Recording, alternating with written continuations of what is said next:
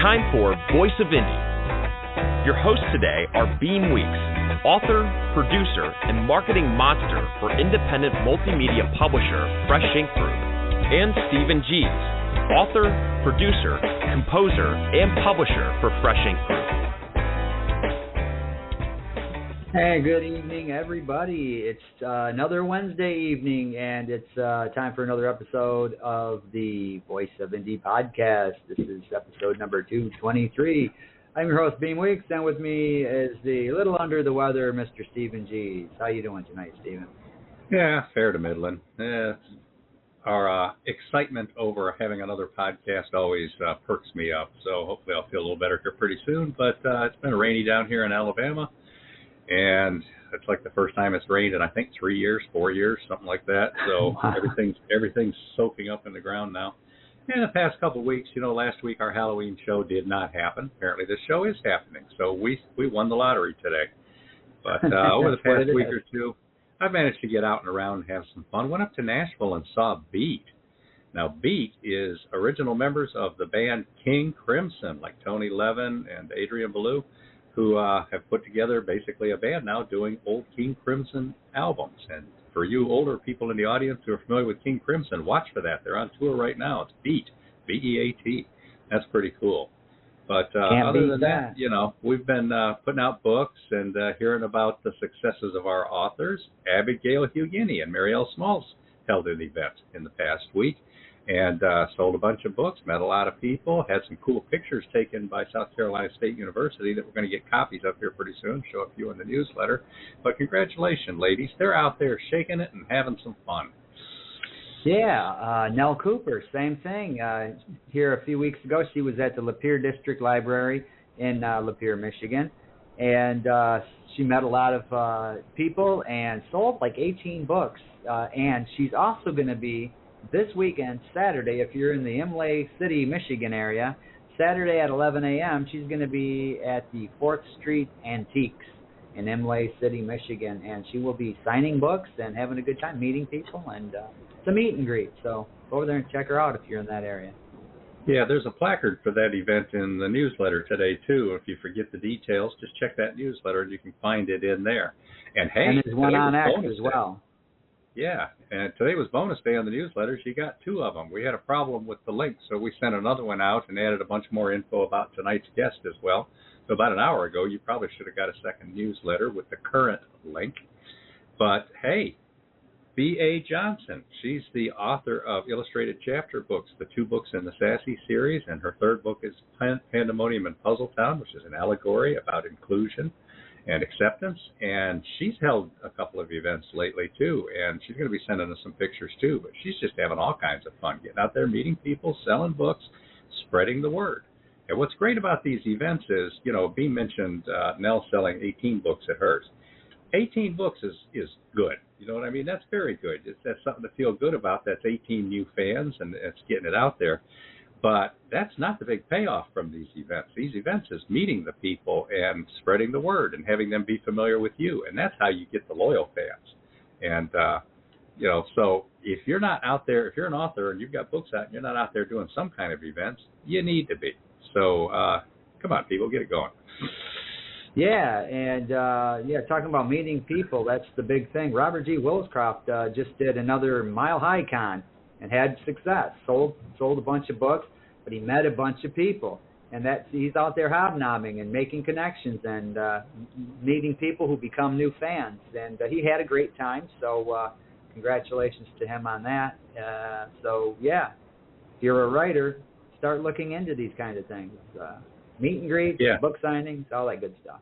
Yeah, Robert's got some smart ideas about how to do that, too. He shares tables with other science fiction writers sometimes, or set up booths, and that helps increase traffic. You got several authors there, people coming by to see what's going on. So, again, have some fun with it. People, get out there and do them. Now, we got some new books out. One that we just published this week. It's called Loretta Spencer, A Passion for Service, a candid memoir by the first woman mayor of Huntsville, Alabama. that book is, we've been working on that for a little while. It's a very cool book. It's women's history, it's Alabama history, it's political history, and it's just a whole bunch of cool pictures and the stories behind the politics as well. Loretta, she served for 3 terms, and during her terms, she helped do a lot of economic development and expansion and building on Huntsville, and got it to the point to where within a year or two after she finished her 3rd term, Huntsville became the biggest city in Alabama. It bypassed Birmingham. So she's had a lot of successes, and this is a very cool book. We've got a new trailer for it on YouTube, and Beem's going to play the audio for that trailer right now. Loretta Spencer grew up passionate for helping others. Her volunteer work in support of local causes grew into a deep devotion to the city of Huntsville, Alabama, and her people. She went on to serve 3 terms as the city's first woman mayor. In this candid memoir, Loretta recounts her early rise in politics, the campaigns, the deals, and the accomplishments that helped lead Huntsville to grow into Alabama's biggest city today. Loretta shares original photos, clippings, letters, notes from notables, and much more as she tells her personal stories and chronicles this important era of women's and Alabama's history. All right, yeah, so get out there and get it. That's out now. Also out now is Trains of Alabama. Speaking of Alabama, short lines, rail yards, engines, heritage units, rail fan photos, and more by Braden Dexter Green. This is a great photo album of trains, and Braden knows what he's looking at when he's shooting these pictures, and he tells you a little bit about these trains, and so you get a little bit of the history. Some of them are retired, some of them have been sold and repainted and changed, and he understands the history of that. So, cool book. Yeah, and we have a trailer for that, don't we? Yeah, we do. I thought you were going to throw a little more background in there. Yeah, I'm going to, but let's start with the trailer. Teenager Braden Dexter Green has traveled North Alabama, collecting photos of his favorite trains and railroad settings. From the peculiar freight engines of Amtrak, to the beautiful heritage units of Norfolk Southern, to the new rebuilds of CSX locomotives, Braden chronicles both the commonplace and unusual trains crisscrossing the state, carrying passengers and freight in Trains of Alabama. He takes a close look at some notable short lines, such as the Alabama and Tennessee River Railroad out of Gadsden and the Huntsville and Madison County Railroad Authority, which locks down its engines in the downtown area of Huntsville. Backgrounds include Birmingham's famous Sloss furnaces and several notable rail yards, including the CSX Boyles Yard in Tarrant, the Norfolk Southern Norris Yard in Irondale, and the BNSF East Thomas Yard in Birmingham. Featuring an introduction by renowned wildlife photographer and author of Journey Through the Lens, Angie Birmingham, Trains of Alabama is proudly published by Fresh Ink Group worldwide in a case laminate hardcover edition with premium color printing, a glossy softcover edition with standard color, and all ebook editions. Order copies for yourself and fans of railroad photography. It's the images that are the stars here, those mighty trains that move the world, even as they inspire the passions of one teen who shares his favorites in Trains of Alabama. Get over to YouTube, the Fresh Ink Group channel, where we got a new subscriber today, so we had to get up and dance our jig every time we get a new subscriber. But get over there and check out that video, because you can see behind-the-scenes video of Braden shooting trains. You can see examples of some of his pictures, and it's just very cool. We're starting to collect some behind-the-scenes video to put over there as well, showing other trains and other things. Braden is 14 years old. I know him, and this was his summer project before starting high school.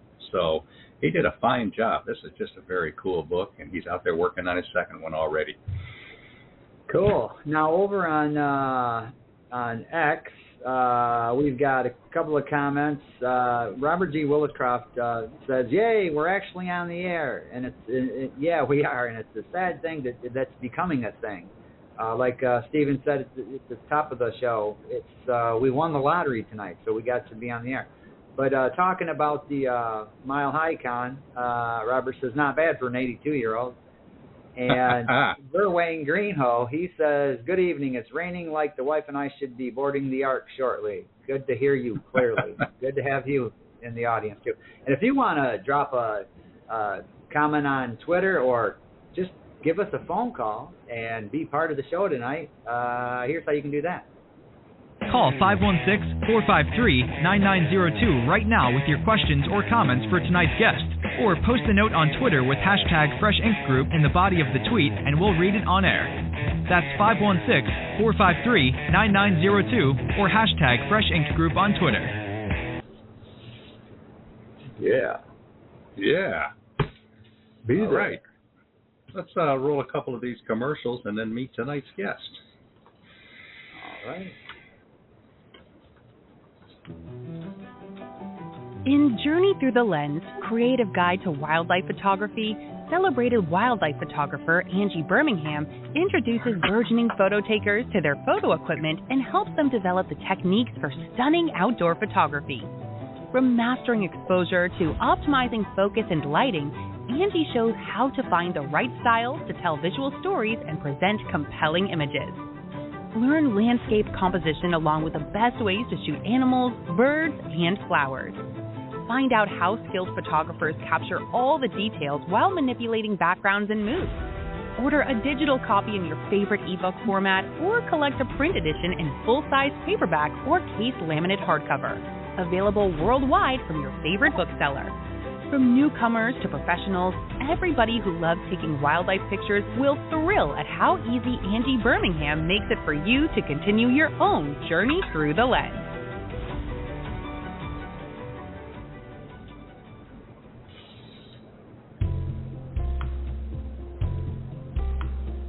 Grief is a universal emotion.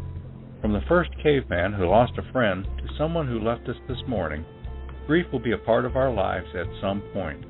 Everyone handles this powerful emotion differently. Some will grieve for a few weeks and then settle in and remember sweet memories, and some will grieve for years. There is no set method of grieving correctly. As a medic and then an ER nurse, Verwayne Greenhoe saw many people grieving. No one lives forever, but he learned to keep his words simple as he helped the families deal with their loss. In Dealing with Grief, Verwayne hopes you might find some comfort. Dealing with Grief is published in jacketed hardcover, softcover, and all ebook editions by multimedia publisher Fresh Ink Group. Let Verwayne Greenhoe share his ideas and experiences with you for dealing with grief.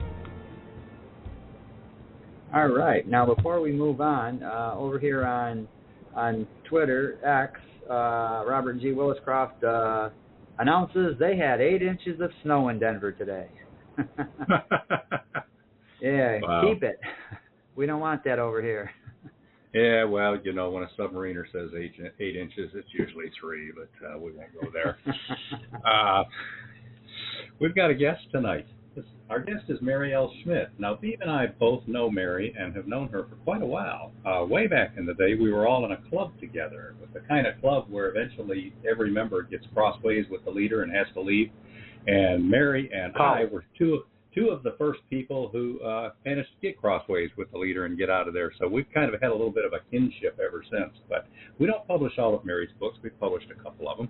And she knows what she's doing, and she likes to do things her way sometimes. So she's got a whole bunch of stuff out there that she's put out as well.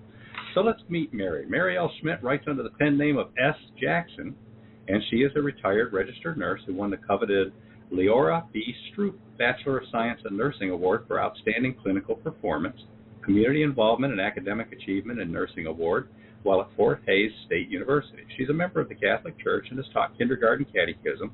She's worked in various capacities for the American Cancer Society, March of Dimes, Cub Scouts, and Boy Scouts. Her son, Gene, is an Eagle Scout, and she's sponsored trips for high school children's music. Boy, you got to admire that. She loves all forms of art, but mostly focuses on the visual arts, amateur photography, traditional and graphic art as her disabilities allow. Her husband, Michael Schmidt, also known as A. Raymond, that's his pen name, rounds out this co-author duo. Together they have published 15 books and counting since retirement, the first a memoir, When Angels Fly, followed by an art picture book featuring her own works of art, one cookbook, and the rest for young children. Protecting children from molestation is important to her, and with that in mind, she wrote Susie Has a Secret, Seeing what bullies can do to a child inspired her to write the book, The Big Cheese Festival. Thus far, 7 books have been published in their Shadow and Friends series for children. Schmidt designs all of her book covers. Both she and her husband love spending time together and visiting their grandchildren, Austin and Emma. Schmidt is a member of the Society of Children's Book Writers and Illustrators, the International Professional Organization for Writers and Illustrators of Children's Literature, and Sigma Theta Tau International. The Honor Society of Nursing, which is the second largest nursing organization in the world with approximately 135,000 members, also counts Mary among their members. Welcome to the show, Mary. Welcome. Thank you. It's good to be back. It's been a while. Yeah, it has. Everything's been going well for you? Things have been going okay, but I think I should say I'm on book 54. So we've got an old bio. Yeah. And they're pretty much all the newer ones have been children's books, right? No, they've been adult. Newer Okay, ones have been adult. I'm right now, book 54 it's not out yet, but it's book 3 in an adult trilogy. So. Well, tell us about that one, because that's your newest one, right? Oh, it is going to be wild. It's fast-paced, and it's crazy. It really is. And I love it because it goes and it does things. It uses a lot of conspiracy theories with it. And essentially, the first book it's all Heart of Evergreen is the series. And the first book was Christmas in Evergreen, but yet it started off with 2 women, one actually, and then 2 women who lived in the Beacon Hill area of Boston. And what happened is that somehow her husband decided that she had overheard something that she was not to overhear, and she ended up on the top of his hit list. She had thought he was a private investigator, but it turned out she was on his hit list. And from there, it took off running, and it's just been all over the place. And it's actually received quite a few book awards, and it's been really it's just been a big thing. But they ended up, essentially at the end, both women ended up in Evergreen, Colorado. And Evergreen, Colorado, I know backwards and forwards in every way. And by the way, if they did receive 8 inches, Colorado Springs received more today. Yeah. I saw pictures, so I know what they received. Yeah, you mentioned Christmas in Evergreen. That's in today's newsletter. With you can see the cover and you get an excerpt. So if people want to check that out, go over to the newsletter and read that excerpt. And then the follow-up to that is Romance in Evergreen. That's the follow-up book. And the book I'm working on now is Heart of Evergreen with the Heart of Evergreen series. And it's going to finalize everything, but there's a lot going on. There is romance, lots of romance. There's new babies. There are weddings. There's espionage. There is spies, especially from Russia, of all things, I've added. All things. I have involved the Denver the airport there. Its call letters are DEN. So I have involved that. They have tunnels underneath the airport. The airport covers 54 square miles, by the way. Mm-hmm. And there are a lot of tunnels underneath there. Yeah, I've walked it several times. They've added on a lot more since. I mean, they have been doing everything out there. That started in 1995, and it's just been growing by leaps and bounds. But they do have tunnels, and those tunnels are basically used for baggage control and sending bags where they need to go, being on the right plane, and all of that kind of thing. But they also have bunkers because they're also really close to the arsenal out there that used to have a lot of military things, and it's now a Rocky Mountain wildlife arsenal. So underneath there have been bunkers. So I took it a few steps further. And I've incorporated all kinds of spy things. I've incorporated NORAD and Cheyenne Mountain. I've got a tunnel that runs from Denver International Airport all the way into NORAD. I've included a lot of different conspiracy theories because some of these are things that are true and some are just theories that went out simply because of artwork or whatever people wanted to start off with. That's what happened. There's a lot of conspiracy theories about the airport out there. But I was able to incorporate it into the espionage part. Basically, rogue Russian, the really rich guys in Russia, they want the power, and the way they get their power, what they want is power because they have everything else. They're billionaires. They have everything. All they want is they're fighting for the highest power that they can have, the most power that they can get. And so they decide that they're going to figure out what is going on at NORAD. They're going to figure out what's going on at Denver at the airport, and they're going to figure out what is going on at the Federal Center in Denver. Federal Center in Denver, by the way, is it has 90 buildings there, and it is the largest place for all kinds of federal offices other than D.C. It's number 2. And it also goes down 34 levels into the ground that I know of. Wow. Okay? So they keep, like ice core samples and all kinds of stuff. There's a lot of stuff going on out there. And because of the stuff that I know of that's going on out there, that I've read, I've researched, I've been able to incorporate and add into that and really expound on that and take it further. And it's been a lot of fun. Yeah, a lot of fun, and it sounds like a potentially very popular topic, too. Things that involve conspiracy theories and fit things together and have intrigue and mystery and surprises and stuff like that. That's great suspense. And like you said, you've got a lot of romance and other stuff in there, too. So that sounds like a lot of fun. It has everything.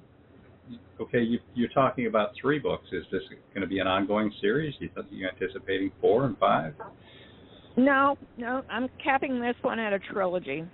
Okay. So it'll be just the 3 books. And then, those books where the squirrels are, for the kids, with squirrels are around with Shadow, this dog, that actually stopped at book 12. That's a 12-book series. And that's children's series. I need to get something updated sent to you, don't I? Yeah, probably. Yeah, because every time we pop over and see what you're up to, it's like, wow, there's more books. Look at that. She's busy. An updated bio, so I can add it to your page on the website too. Yeah. And I want to throw in a couple of comments here from Twitter. Verwayne Greenhow, he says, I resemble that, Mark. He said, this is talking about the Denver airport, I think. He said, I have a recurring nightmare about that place. Thanks for saving me. Yeah. And Robert G. Williscroft says, Colorado Springs had 12 inches of snow. And yes, then he's asking, where's the sales ranks? Yeah. So, I had a friend that showed me pictures, and I saw it is indeed that deep. Wow. So where are you at these days, Mary? At the moment, right now, I'm in the middle of Kansas. In 2 weeks, I'm going to be in Miami, and a couple of weeks after that, I'm going to be out in Denver. Wow. So I get around. Now, see, Beem, there's an example of somebody who's out in the middle of Kansas, and it's not a metaphor. She's really there. I'm really in the middle of Kansas in a town of 2,500 people. Yeah. Not a lot of book signings and that kind of thing going on here. You have to drive 2 hours to get to the biggest city, which would be Wichita, and that's if traffic is good. Yeah. So it's kind of hard to do all of that. But I'm going to be on the 22nd and the 23rd. I'm going to be in Miami, Florida, and I am going to do a lot of things down there. I decided I'm going to do Facebook Live short ones and do them as reels. I have the book. Okay, we know I did When Angels Fly, my very first book, and you guys helped me out a lot with that and getting that situated, because that was the kind of book that I could never, I lived it and I was never able to edit that. It was also my freshman book. It wasn't something that I could do right. I couldn't do justice by it. Yeah. And there was no way. But there's a prequel to it called Her Alibi. And that's the one I'm going to Miami on this time. And they've got a whole new venue, a whole complete different hotel. It's surrounded by water. And I've already found other authors that are going to be there. And so I'm going to use that. I am going to do lots of little short videos, whether it's on Facebook or wherever I put them. Some of them will go up on YouTube. Some of it will be for other authors to just help them, promote them, and then I'll have some for my own stuff. I'm taking not only just Her Alibi, but I'm taking When Angels Fly and a few other books down with me. So I intend to make this one the best event down there ever.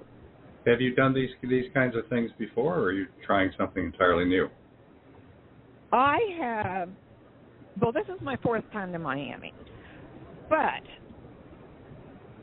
this is going to be relatively new. What I've done to test it out is there's a store about 16 miles away from here, and it's on the interstate, and everything is Kansas. Everything inside of it has either been made by somebody in Kansas or was written by somebody in Kansas or that kind of thing. And I have gone and done 3 different Facebook Live.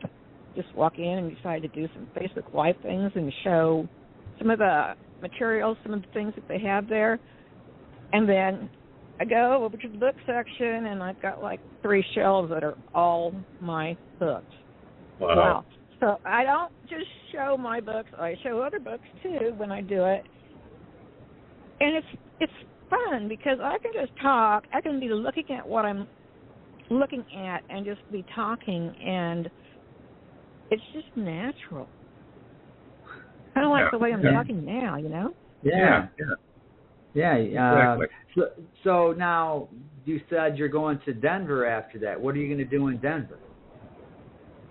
Oh, I've got a couple of doctor's appointments, but we still have a place out there. So. Oh, okay. And we're going to spend most of December out there. Oh, cool. That should be cool. Christmas in Denver. It will be. Yeah. Well, actually, it's Lakewood, so is where we have a place. So that's that would be a southwest suburb of Denver. But I just call it Denver because it's Denver. But yeah, it's Lakewood. It's on we live on the south side of Green Mountain, so it's nice to have a place there too. Yeah, and since you've got a place there, maybe you can schedule some events around your place sometime, because Denver's a great reading community. It's big, it's got a diverse population, and Robert G. Wellerscroft manages to get a whole bunch of people to come out and see him when he does stuff around Denver. Yeah. All right, we're I've gonna been thinking about that. Yeah. Yeah, you might want to team up, put together something. Science fiction and kids now. I'm with Rocky Mountain Writers Association, so I'm thinking about teaming up there since I joined them. Yeah, that's a good idea. That'll work. And you know, people like to see what's going on weather-wise. If you're doing something interesting, you're somewhere and you're doing something interesting, whether it's down on the 16th Street Mall or wherever you are out there, and something is fun and it's happening, it's good to just pop on and do a video of it, whether it's on Facebook or whether you do it for YouTube or whatever you do it for, just do it. And it could always add in a little bit about a book, especially if you've written a book that is based somewhere in Colorado. Mm-hmm. It's just a lot of fun, and you can do even a 2-minute spot, and people are more. I have found that they like to watch those things a lot more than like a 8-minute trailer. Wow, Yeah. that's good advice based Interestingly, on your they do that. experience. Yeah. That's what I've been finding out. Yeah, you said one other thing that stood out to me too about, showing other people's books and things like that. That can make a difference, because the more you're showing off, the more reason there is to attract people's attention, and then you're building goodwill with other authors who are helping promote your books as well, and it's all being part of the indie writing community. And you can approach events as a lone star if you want, and just go out there and do your thing, or like we've talked about, you can hook up with other people and maybe share the costs and together bring in more traffic as well. So I like your attitude. Well, the last time I was there, I did connect more with some other people, and it was wonderful. Okay, it was just absolutely wonderful. But this time, I'm incorporating things that I've learned since then. During COVID, not a lot was done, and when they did restart the awards back up, I wasn't about to go because I barely lived COVID. I barely lived through it, okay? Wow. I really was back close. It was really close for me. And I honestly didn't think I was going to live. Very but I scary. survived. Yeah. It was very scary. Yeah, we're glad you survived, Mary. I'm glad too. And I still have long COVID, but it's not as bad as it was. So I have more energy and I'm not so sleepy all the time. But anyway, so I'm just excited because Miami, new venue, bigger hotel, and a lot of other things going on, and being able, I just have learned how to really do more networking and involving other people. So I can do a quick video with another author, and it's just great because you're helping them and they help you, and it's a lot of fun, and people like to watch those short reels. Seriously. I love the short seeing reels that are stuff. the big ones now because it just takes a minute. Pop on there a couple minutes and you're done. Now we're going to take a break here. We got a couple of ads to run, but when we come back, we can pick it up there. And because I noticed that even YouTube now has a section for your YouTube channel where you can put shorts up there, so they're just a little short video. Wow. So we will be right back after these two commercials.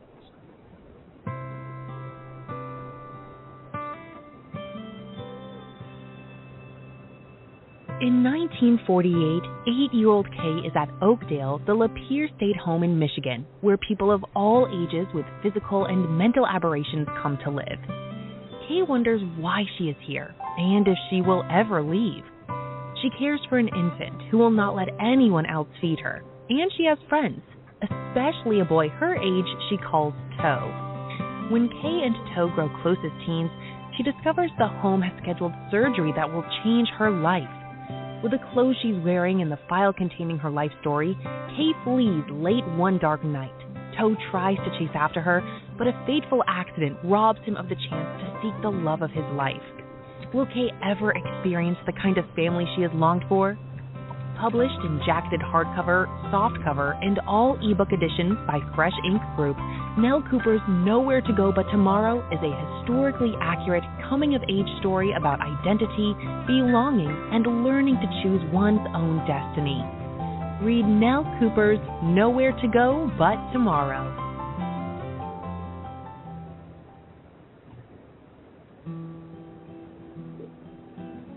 It's 1967, and promiscuous small-town girl Lavella can't wait to get away from her controlling mother to make her own life. She hooks up with Earl, an ugly hippie, rebelling against his rich father. At a time of severe racial tensions and the burgeoning civil rights movement, Earl whisks her off to San Francisco to experience the summer of love. acid trips, a gay love affair, and deep betrayal eventually lead to Lavella's pregnancy with a biracial child that Earl will accept, but which Earl's father won't. Lavella quickly discovers there is more to her mother's control than she ever could have imagined. Sunrise Over the Pumpkin Patch is a rich family saga by Carlisle Toms, author of The Calling Dream and Edge of Smoke. Proudly published by Fresh Ink Group, Sunrise Over the Pumpkin Patch is available worldwide in jacketed hardcover, softcover, and all ebook formats.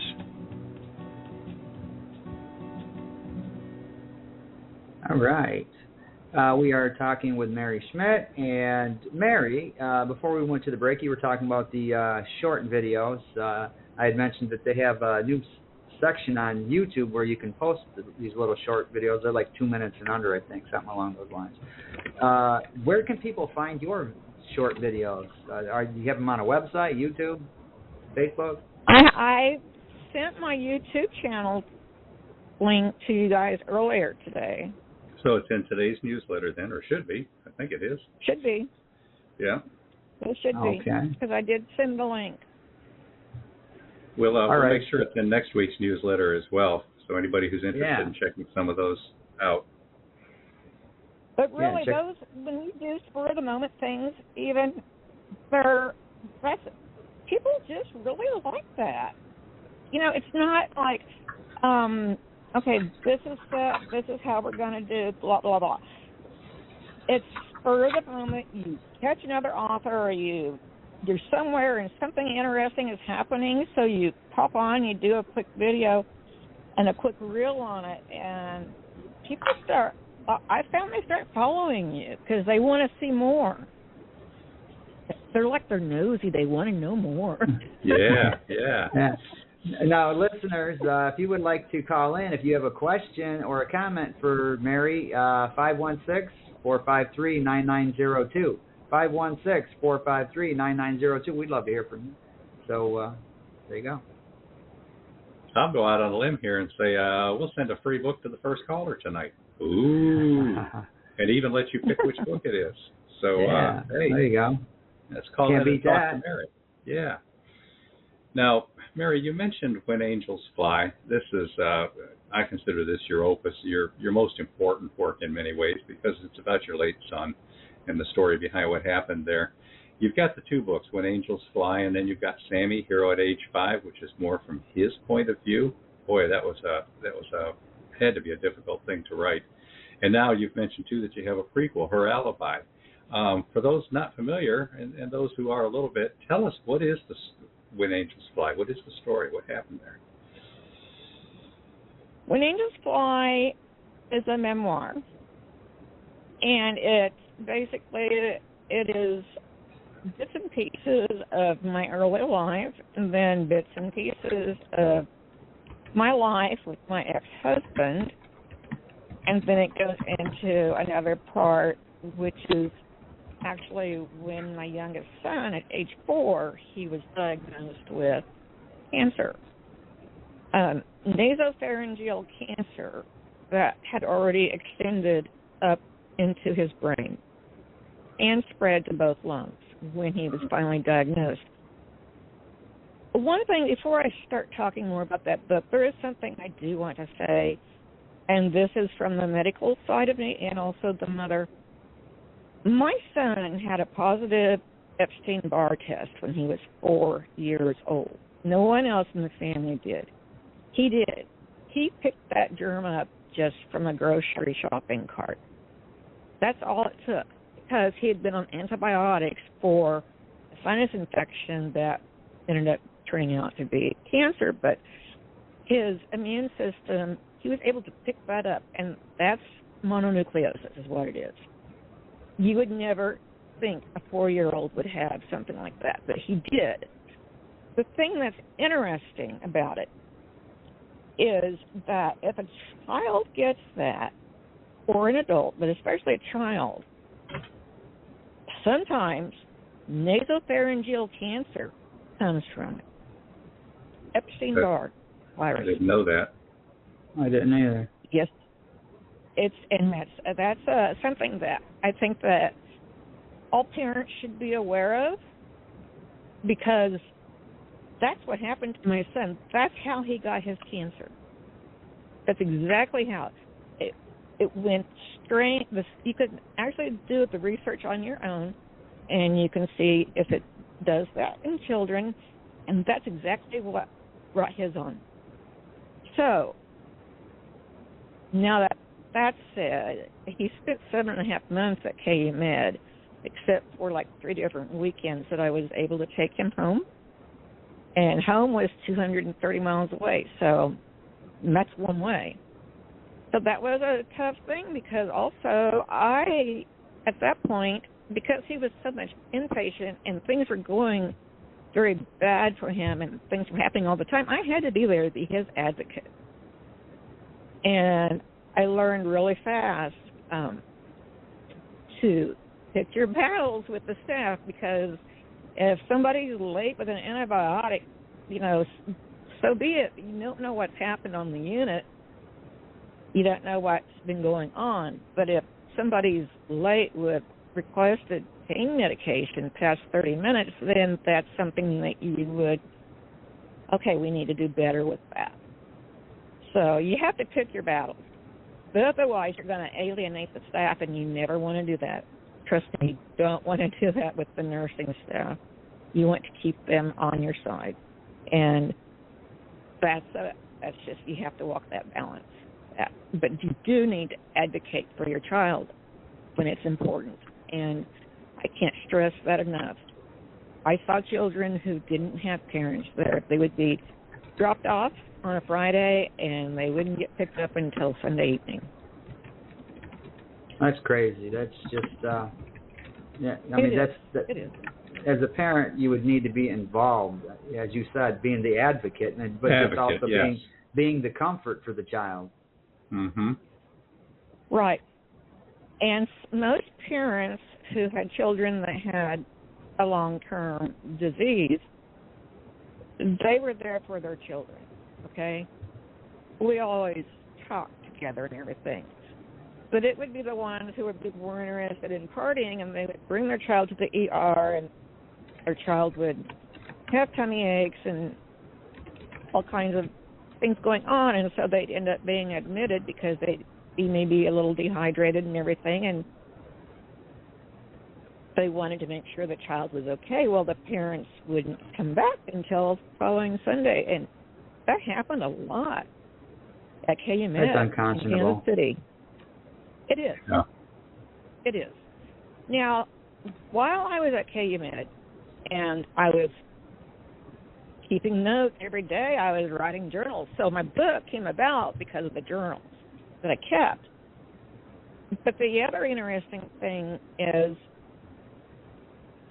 what I think that everybody that's interesting, I had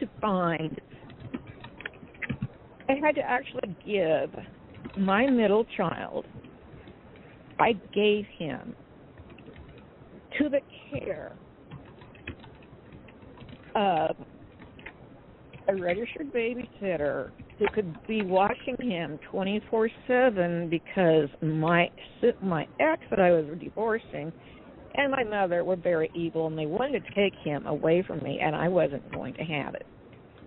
They wanted to do that because I was in Kansas City, and they were in the middle of Kansas. My ex couldn't do anything anyways because he was drunk all the time, and my mother was just a very evil person. So that's all I'm going to say about that. Yeah, you said it. Anyway, you said that so in a book, I had to too. do what I had to do to keep him protected. You have to do the right thing for your children, whether they're with you or whether you have made the arrangements to keep them safe with a registered babysitter, and then you get social and rehab services involved so that they make sure that he doesn't leave. Nobody can take him from that registered babysitter who knows your child, has known your child for several years, and they're number one, protected. And that is also the babysitter who is also the advocate for your child when you can't be there back at home. Okay, now... and I set that up because both of my kids needed to have advocates, and they both needed to have the right kind of care. Yeah. Now, Sammy, Hero at age 5, that's connected to the When Angels Fly. What's the difference between the books, and how are these two books connected? And what's Sammy, Hero at age 5 about? Sammy, Hero at age 5 isn't an epic-length book. And it's also written from the point of view of a 5-year-old. It goes back, and it's just different things, funny things that Sam would talk about at KU Med.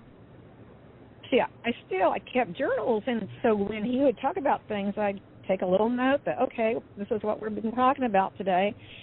And so there are things that he remembered in his little young age.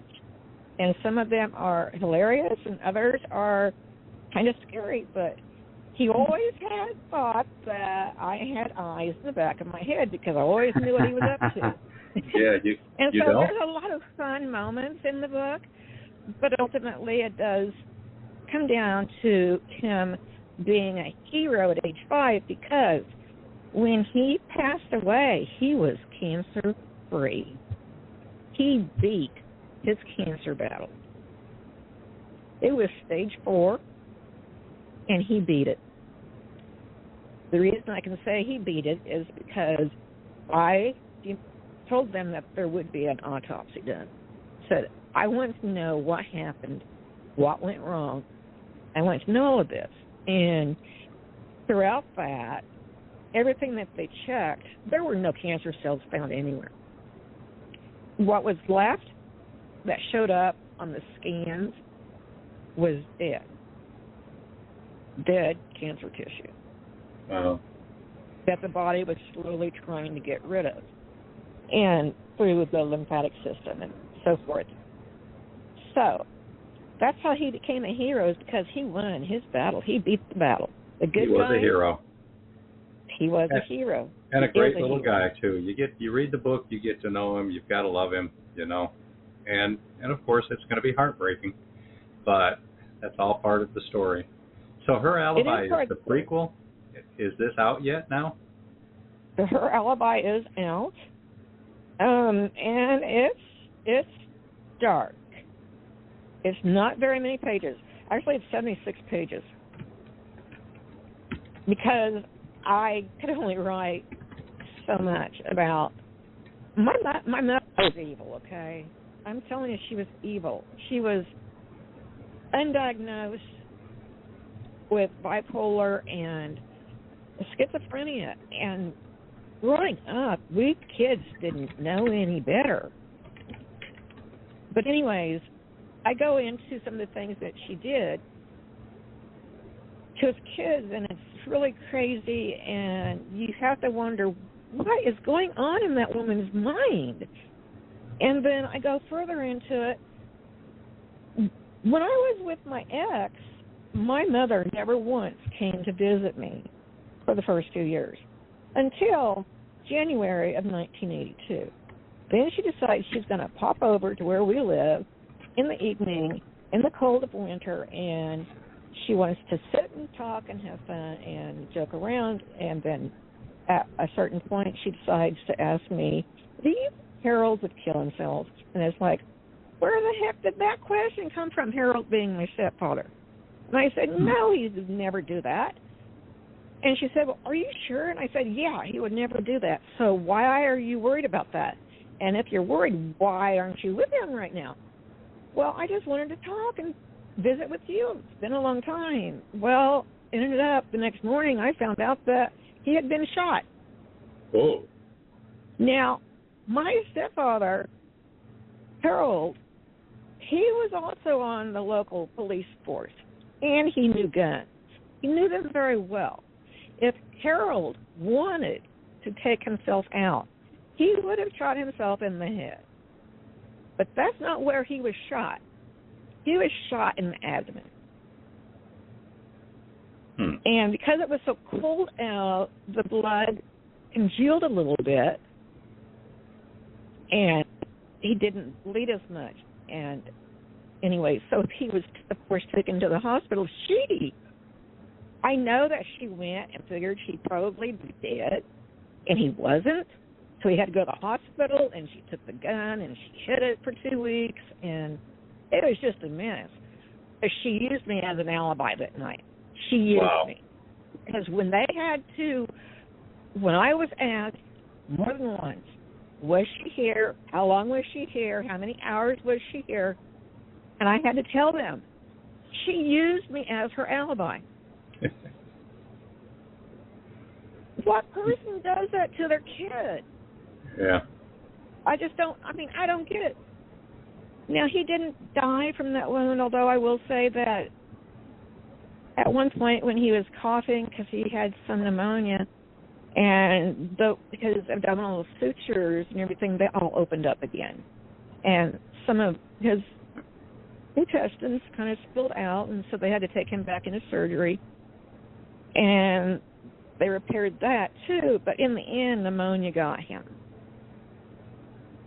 It was not the gunshot wound, but I was still used as her alibi. Yeah, that sounds like a very interesting book. It's definitely a unique story. There's no doubt about it. Okay, people, we're talking to Mary L. Schmidt, and that book is Her Alibi by Mary L. Schmidt. Mary Schmidt, M. Schmidt. What's the name on that one, Mary? Mary L. Schmidt. Mary L. Schmidt. Okay, it's Her Alibi by Mary L. Schmidt. And you know what? My mother passed away in November of 2012, and that book actually was released in 2022. I just didn't send it out see if I could win any awards or anything with it right away. Okay. So going down to Miami, that's why I'm going. Cool. Okay, and people. It's going to be. We're taking calls for Mary if you want, 516-453-9902. It's Mary L. Schmidt, our guest tonight. And we're going to play a couple of commercials here, Mary. We're going to do a quick run through the top 25 bestsellers after that, and then we'll be back talking about your books some more. That's Mary Schmidt. Come on, people, call in, 516-453-9902.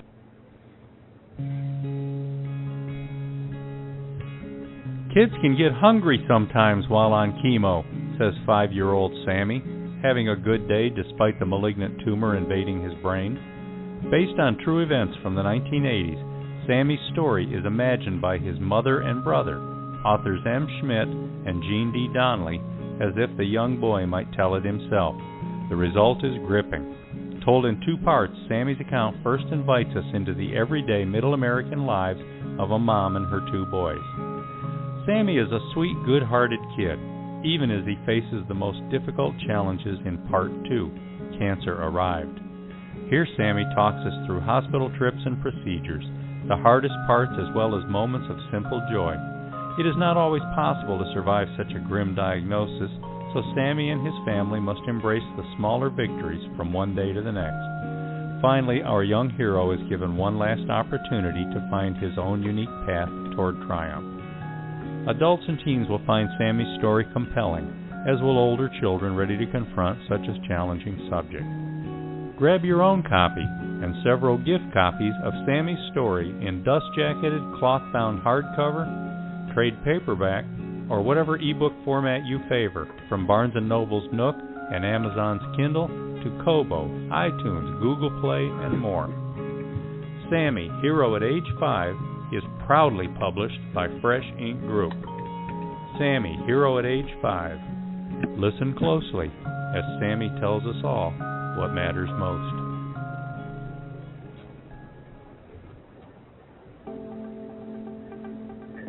The Reality of Interpersonal Leadership, a guide to leading authentically, is a guide intended to help leaders engage with their teams and build their skill sets authentically. The content in each weekly section is relatable to situations such as current events, sports, and music to convey analogous dialogue. Each week, the reader will capture their takeaways from reading the content, commit to a weekly charge in implementing actions, and finally, capture feedback from self-reflections and others in the weekly takeaways. The passages build over time, becoming more in-depth, allowing the leader to become comfortable with journaling. With passages to cover the year, as well as a bonus entry, the reader is set to evolve authentic and interpersonal leadership amongst others. From the multimedia publisher, Fresh Ink Group, The Reality of Interpersonal Leadership, A Guide to Leading Authentically by Janelle A. Jordan is available in full-size hardcover, softcover, and all ebook formats. All right. Janelle A. Jordan, she's another one who's out there really working hard promoting those books. She just ordered 100 copies, I believe it was, and she's out there working it. Yeah. All right, let's take a quick look at the top 25, and then we'll get back to our guest, Mary Schmidt, and working our way up. We've got 7 that are tied for the bottom positions. Those include Operation Whiteout, a Mac McDowell mission by Robert G. Willis-Croft. Operation Whiteout is in the middle of the series. We're used to seeing Ivy Bells and the latest up there right away, but Whiteout is making its mark. How to Paint an American by Andrew McGregor. It's a novel about an immigrant. And then newscaster David Carroll's I Won't Be Your Scapegoat, David Carroll's Homemade Social Media Blunders, which Beem and I always get a laugh out of every time we look at that thing. We've got both editions of Celebrate 98, The Untold Stories Behind the Tennessee Football Vols' 1998 National Championship by Dave Hooker of Off the Hook Sports. We've got Mr. President, I've Got Your Back, First Ladies of South Carolina State University, the paperback edition. That's Abigail H. Uginny and Mary L. Smalls, 2 former First Ladies from South Carolina State, who've put together just a wonderful historical piece. And we've got Nowhere to Go But Tomorrow by Nell Cooper, which we talked about a little bit earlier. So now working up our way up the list, we've got the paperback edition of Loretta Spencer, A Passion for Service, a candid memoir by the first woman mayor of Huntsville, Alabama. This book just came out just days ago, and it's already working its way up our list. Above that, the paperback edition, and this next group is all tied here. In fact, this whole group here is tied. The High Road, Memories from a Long Trip by Country Music Hall of Fame drummer Mark Herndon. And who did he play with, Beem? He played with Metallica. No, wait. He played with the country supergroup Alabama. Yeah, I live in Alabama, and I can never remember the name of that group. That's like I saw a cartoon today where somebody was saying, man, who the dickens wrote David Copperfield and Oliver Twist? I can never remember. So we've got Verwain Greenhose, Dealing with Grief, and that's the hardcover edition, Verwain. People are looking at your book. And we've got another Mac McDowell mission. This is the latest, Operation Vela Redux. Now, it's not the latest that he's working on because he's got Operation Alpha Rogue in the works, getting ready to come out soon. But Operation Vela Redux, a Mac McDowell mission. Those are submarine Cold War thrillers by a very cool character, Mac McDowell. And interesting, back-to-back, paperback and hardcover, both selling exactly the same number as each other. So Operation Vela Redux is out there in both versions. We've also got Kanoi K. Remember her? My Three Wishes, memoir of a Hawaiian dancer whose family troupe traveled the world. That was a one-off book. It was her memoir. She wanted to tell the story about being a Hawaiian dancer and taking her family on basically toured the world. They did everything from cruise ship to visiting countries and performed for royalty and stuff. It's a very fun memoir. And then, of course, Kanoi just wished my mother a happy birthday on Facebook. So, Kanoi, if you're listening, my mother said thank you. Yeah, that's cool. Kanoi, let us know what you're up to. We haven't heard from you that much lately. Pandemonium in Puzzle Town by B.A. Johnson. That's the illustrated chapter book for children about inclusion. And also in that same group of ties, we have the paperback edition of A Beggar's Bargain by Jan Sykes. That's the first book in her Bargainers series. The second book is out now, and I got a feeling we're going to find it even higher on the list, but we'll see. We've also got the hardcover edition of Mark Herndon's The High Road, Memories from a Long Trip. Alabama, that's who he played with. And Journey Through the Lens. We're real proud of this book. This one's only been out for about a week and a half now, and it's really been doing well. Journey Through the Lens, Creative Guide to Nature Photography, and that's by Angie Birmingham. She's out there in the Corpus Christi area of Texas, not actually in Corpus Christi, but down there close to where all the animal preserves are. Man, she's a great photographer. We've been putting some of her pictures in our newsletter lately, but check out that book. If you've always wanted to know how to make those backgrounds look like you're moving, how to add some glow, how to get that bokeh effect, and things like that. Angie talks about that. She starts simple and she works her way up through it, shows lots of examples, and has a lot of fun. So that's a cool book. Now, Jan Sykes' hardcover edition of A Noble Bargain is up here on the list, moving up very rapidly. That's 1, 2, 3, 4, 5, 6, 7, 8. That's in the number 8 slot. And then above that, we've got Braden Dexter Green, paperback edition of Trains of Alabama. Short lines, rail yards, engines, heritage units, rail fan photos, and more. Interesting thing about that, the introduction for this photography book, which also includes a little history about the engines and the different railroads and short lines. Introduction is written by Angie Birmingham, who we just talked about, wrote Journey Through the Lens, Creative Guide to Nature Photography. She's like I say, she's in Texas. Braden is in Alabama, and on one of her trips, she stopped in Alabama, visited me, and we arranged to have a meeting with Braden, and they hit it off. They spent a couple hours talking photography and having a good time. So she's a good mentor for 14-year-old Braden, and we're proud to have her introduction in his book. Now, we just mentioned A Noble Bargain by Jan Sykes, hardcover edition. Look at that, Beem. There's the paperback edition in the number 6 slot. 1, 2, 3, 4. There you 5. go. Yeah. So congratulations, Jan. Get out there, keep working those events. And she's working on the 3rd book in that series now. So we're getting excited about that. So that brings us to our top 5 print bestsellers of the past week. And I want to emphasize print because I'm not looking at all the various ebook numbers. We sell ebooks through, last I saw, 214 different outlets and brands and things like that too. And trying to track all that is a nightmare. We have a woman named Marie doing for us. So again, I'm not trying to look at those, just looking at the print. In the number 5 slot, Mr. President, I've got your back. First Ladies of South Carolina State University, and that's the hardcover edition. Above that, the paperback edition in the number 4 slot of Nell Cooper's Nowhere to Go But Tomorrow. So, Nell, that's for the first novel, that's doing pretty well. Now, Nell also wrote Princess Lil, which is a chapter book for kids about a pony who has to deal with bullying. And then she waited quite a while to finally get going on this first novel. She's working on more, and we're real excited about that. So, Beam, we're down to the top 3. Number 3, hardcover edition. Boy, we love it when these hardcovers make it up in the top slots. Because frankly, sometimes when we're pricing these things, we don't know how people are going to afford to buy them. Printing has gotten so expensive lately.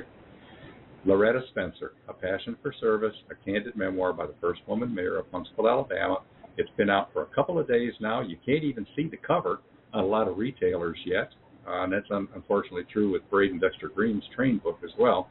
But the hardcover edition is in the number 3 slot already. Congratulations, Loretta. So, 1 and 2. Beam, 1 and 2 are the same book. The paperback edition is in the number 1 slot, and the hardcover edition is in the number 2 slot, and these are a big jump in the numbers from the number 3 slot. So, I'm very impressed with how this one's coming out the gate. And they're by Janelle A. Jordan. The Reality of Interpersonal Leadership, a guide to leading authentically. It's got some worksheets in it. It's got a whole bunch of good tips. It's kind of a daily, even an affirmation thing. It's just got a whole bunch of cool stuff in there. And we're proud of Janelle. This is her 2nd book after Minority Millennials in the Workforce. The Reality of Interpersonal Leadership, a guide to leading authentically, is holding our number 1 and number 2 slots this week. Congratulations to all of you who made the list. And I'm pretty sure the rest of you were around number 26 or 27 if we'd have got that low. All right. Fantastic. Now, you say some of those book covers are not on certain retailers. It's just Amazon. They're on all the other ones, but Amazon seems to be the sticky little point right now. So give it a few days. And I talked to Emily at Lightning Source, and she said give it a few days, and they'll eventually matriculate over there. So. Yeah. All right. So, Beam, I understand we have some callers. We have a caller online here, and this is Mr. Verwayne Greenhow. How you doing tonight, Mr. Greenhow? Not too bad. Not too bad. All right. And you're familiar with Mary L. Schmidt too, right? If I remember right, yes. You both go way back. Yes. Long ways. All right. So you have a comment or a question for Mary? Well, I was listening to the discussion about the abuse and all that good stuff, and ironically, I wrote several as a medic, I ran into a lot of this and saw a lot of it in the ER. But child abuse is out there, and it's just rampant, especially as times get hard like they are right now. Frustrations get really high, and you see a lot of kids getting abused. But I just bought the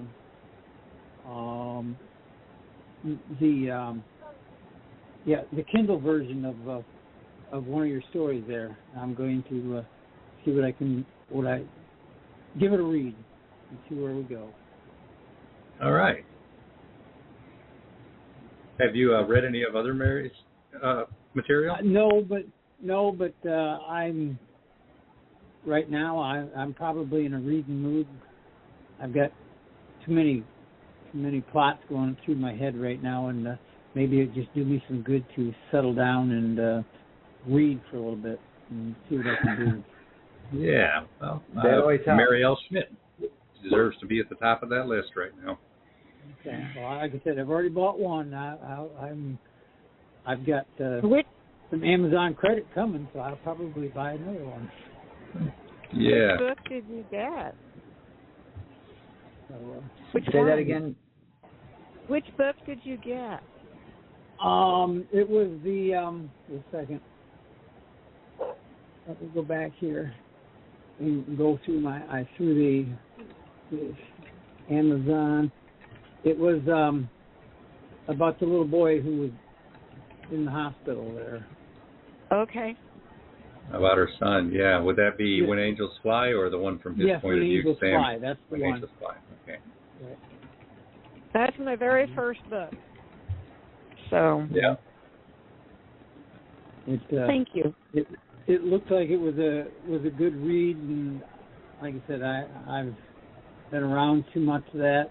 I was a victim of that myself, and so cancer. Cancer and child abuse. Okay. That one's not really about child abuse. That one's about her son's cancer battle. Yes, but and cancer. Well, I'm still getting radiation now and then. That's why I didn't have any hair in that last picture. So it was all kinds of fun going around in the 99-degree Florida temperatures with no hair.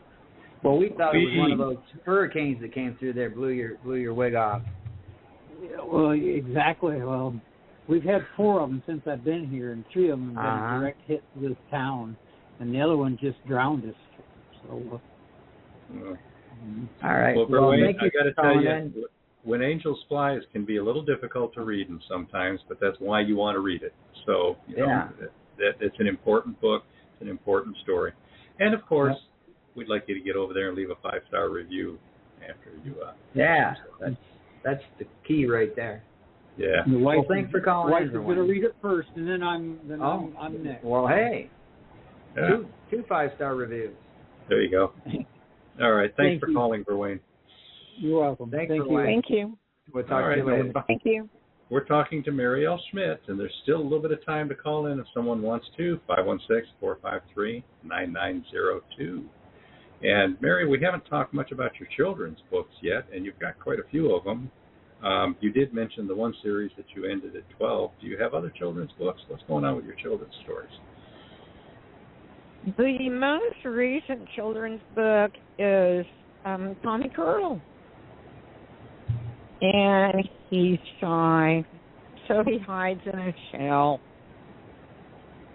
And he moves to a new park with his mother, so he's in a new park. And he's very shy. He doesn't want to play with any of the other turtles. He wants to just stay in his shell. And it's a book to let kids know, well, all children are shy. They're all shy. That's the nature of being a child. And anyway, so there's a turtle that decides that she's going to be his friend, and then she eventually gets him to come out and to play in the puddles and jump in them and all of that kind of thing, and to start playing. And then Tommy becomes a very happy turtle, and in the end, she starts helping others that are shy. Oh, cool. Something that happened that I did was I donated enough copies for every child in the preschool here to have one of those books. The children that were going from preschool into kindergarten, those kids, they drew pictures of turtles and things and sent me this big, huge montage of what they had drawn, and if they had written their first names and, just, 4-year-olds, 5-year-olds handwriting. And it was so special because essentially the teacher, the owner of the preschool, said that the kids are going to take what they learned in that book, that they all received a free copy from me, and they are taking that, and they would be not as shy going into kindergarten, into a whole new school. So that was cool because that helped one whole class of kids. Yeah. That's always a cool thing when you can, especially when they appreciate it and they send you drawings and things like that. That's really cool. Yeah, it's like, oh wow. I mean, I never went there for reading or anything because we still had some COVID things going on, so I didn't do that. But their teacher did, and their teacher loved the book. And their teacher's daughter, who's also a teacher, loved the book. And it's just, the message really hit home with the kids and at that level. So it's a book that I would say 4-year-olds all the way up to even 10-year-olds can actually benefit from the message that it has. But the book is geared for the younger ones. And the title again? Tommy Turtle. Tommy Turtle. All right. Now, Mary, we are getting ready to run out of time here, so do you have any advice for other people who are out there writing children's books or memoirs or whatever? Do you have any advice for these writers? Well, I'm going to say that if they're looking for a publisher, I'm just going to say that there are some out there that are going to promise a lot, but they don't do anything. Author Solutions is one. So I'm just going to say that's not a good thing to do. Other than that, I'm also going to say that Fresh Ink is great to go to because Fresh Ink helps with checking over and making sure that the book is edited and all of that kind of thing. And they'll help with creating the cover and all of that stuff. And so I would say that's really good. But for the ones that can't afford a whole lot, and sometimes that is the case when they're writing their first book, I suggest that they talk and try to get to know other authors, especially in the type of genre that they're writing in, and get their feedback on, okay, who does, editing at a more affordable price, and who does X, Y, and Z to help them out. Because if you just go and you're looking online, you're not going to find what you need. You really need the recommendations from others, and you need those connections, and you need to build those connections even before your book is out. You need to already start your online profile. Yeah. You need to get that going before your book is even out so that your presence is there. Good advice. Definitely good advice. Mary, how do people find you? You got a website? What are your social media handles? Where do we find you, follow you, contact you, and make sure that we like you? The only thing they need to remember is whenangelsfly.net. If they go to whenangelsfly.net,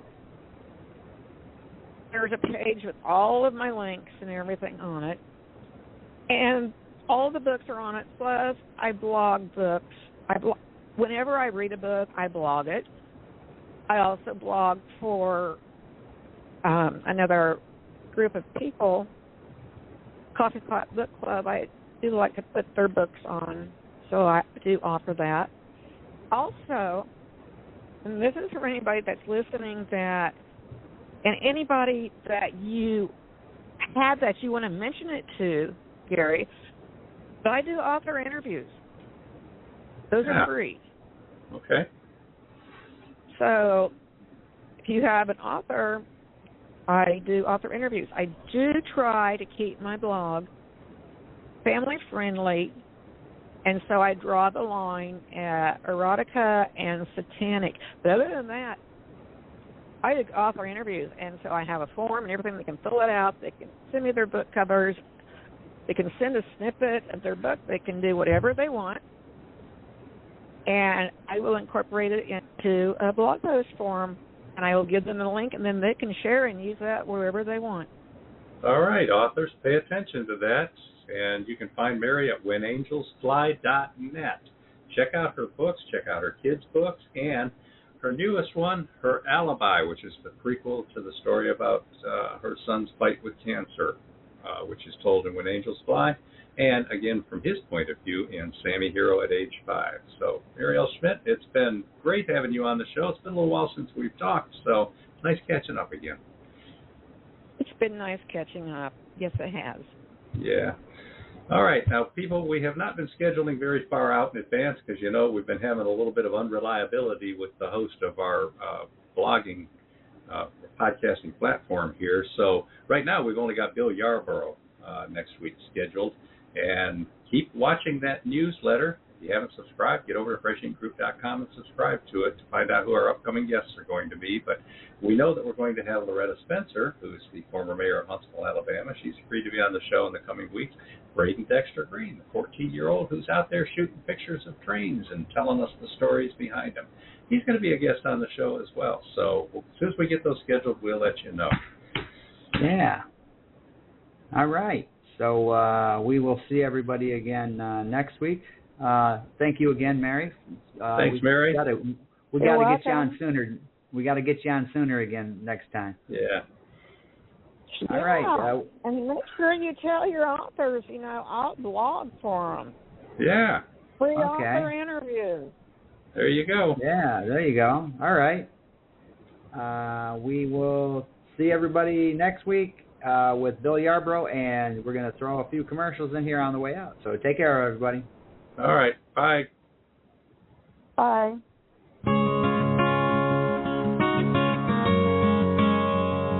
A true testament of character, resilience, and the magic of never giving up. The year is 1948, and folks in the sawmill town of Crossett, Arkansas work hard and play hard. Oliver Quinn does both. Oliver is the son of Irish immigrants who firmly believe in pursuing the American dream. His deepest desire is to play Major League Baseball. He only needs one chance to prove himself. Rose Blaine is living in a nightmare where dreams don't exist. She's suffered for years at the hands of her violent moonshiner father and his partner. During a brutal attack, she must fight back or die. The aftermath is devastating. Fueled by desperation, Rose strikes a life-changing bargain with Oliver.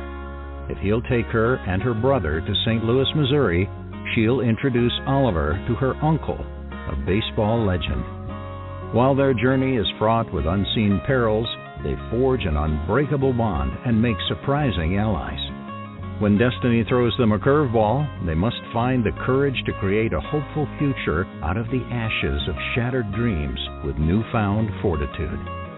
Read A Noble Bargain, Book 2 following A Beggar's Bargain in the Bargainer series by best-selling author Jan Sykes. A Beggar's Bargain and A Noble Bargain are available worldwide from multimedia publisher Fresh Ink Group in jacketed hardcover, softcover, and all ebook formats. The Bargainer Series by Jan Sykes.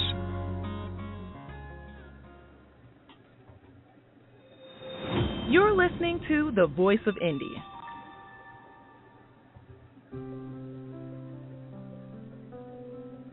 Fresh Ink Group presents, from author Stephen Gies, Been There, Noted That, essays in tribute to life. Observations, inspiration, remembrance, and noteworthies to share. The simple lives of everyday people in a mundane world prove extraordinary in this collection of 54 personal experience essays by novelist Stephen Gies.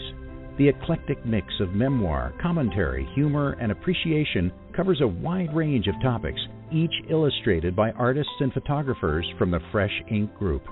Many of these essays have appeared in other book anthologies such as Chicken Soup, or in popular magazines, newspapers, websites, and the author's site, www.stephengies.com.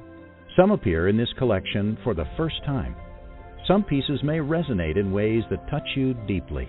Others might well remind you of people you've known and loved. Some convey direct messages you might want to pass along, such as appreciation for friendship, birthday wishes, and graduation congratulations. Several explore remembrance, a way to share our search for meaning as we grieve. From cautionary tales to poignant pokes at our uniquely human foibles, Gies catches what many of us miss, then considers how we might all share the most poignant of lessons. Been There, Noted That aims to reveal who we are, examine where we've been, and discover what we dare strive to become. Been There, Noted That, Essays in Tribute to Life, is available worldwide in print editions and ebook editions, including iBook, Kindle, Nook, and more. Been There, Noted That is proudly published by the Fresh Ink Group. If you ever find yourself on the strange highway, don't turn around. Don't panic. Just keep going. You never know what you'll find. Could be an autistic young man conjuring magic with his fingers, or one girl's afternoon leading to a lifetime of loss, demon or angel, a winged man revealing his true nature, a mother's recognition bringing closure to her daughter, sudden death of a teen boy stifling burgeoning secrets, black man's guitar transforming one young boy, decades-old accident bringing a desperate confession, supernatural first love healing a broken family. Head on down the strange highway and see more stories unfold. Need a ride? This book will get you there. Catch an ebook or get on the bus with a nice print edition you can hold and keep, perhaps a full-sized trade paperback, or ride in style with your own dust-jacketed hardcover. Fresh Ink Group's got you covered. You can exit the strange highway and come back anytime you want. You see, now you know the way in. Don't be a stranger.